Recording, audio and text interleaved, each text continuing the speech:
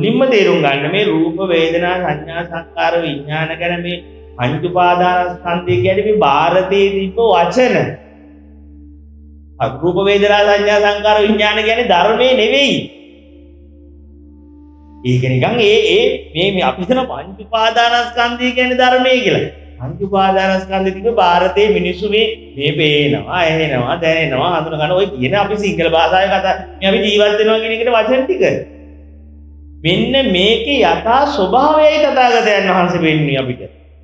මේ යථා ස්වභාවය අවබෝධ කරගද්දී පංච උපාදානස්කන්ධයක ලැබීමක් වෙන්නේ. අන්න ඒ අදහස දැනට ඔළුවේ තියාගන්න. නැත්තම් අපි මේ මුළු දේශනාවලිය පුරාම ඔබ හිතයි ඔබ වහන්සේ මේ අපිට පංච උපාදානස්කන්ධය පෙන්නවා කියලා දුන්නා කියලා. අර ඉස්කෝලේ පාඩමක් ඉගෙන ගත්තා.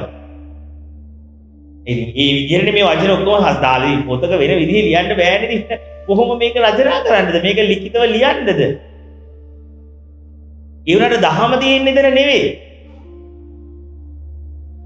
දහම තියෙන්නේ මෙන්න මේ තථාගතයන් වහන්සේ අපිට දැක්ම පෙන්නනවා.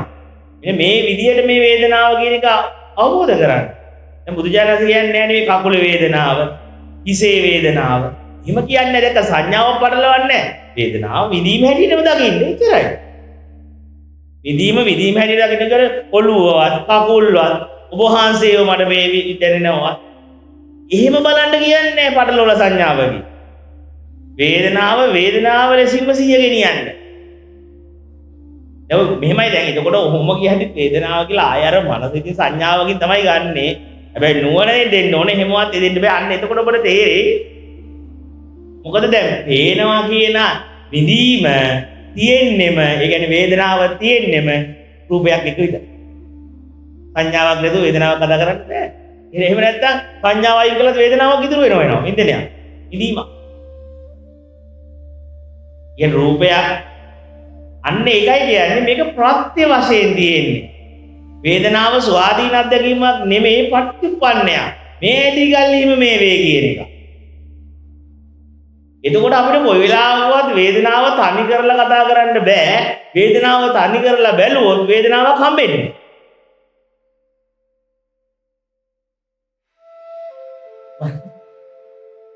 ඔන්න ඔයක තමයි තම නැනපමණින් දැනගත යුතු. මට කරන්න දැනෙන්නේ මම මේක මට කියන්න පුළුවන් මේක මම දා සම්ප්‍රේෂණය කරන්න ඉතින් අපිට බුදුවරයෙක් වගේ හැකියාව නැහැනේ. මේ කියා ගන්න ඕන එක හරියට කියන්න. හරි අසමත් ඉතින් භාෂාවෙන් යම් දුරකට විතරනේ මේක අපි කතා කරන්නේ. පච්චුප්පන්න කියන්නේ තම නැනපමණින් මේක අවබෝධ වෙන්නේ.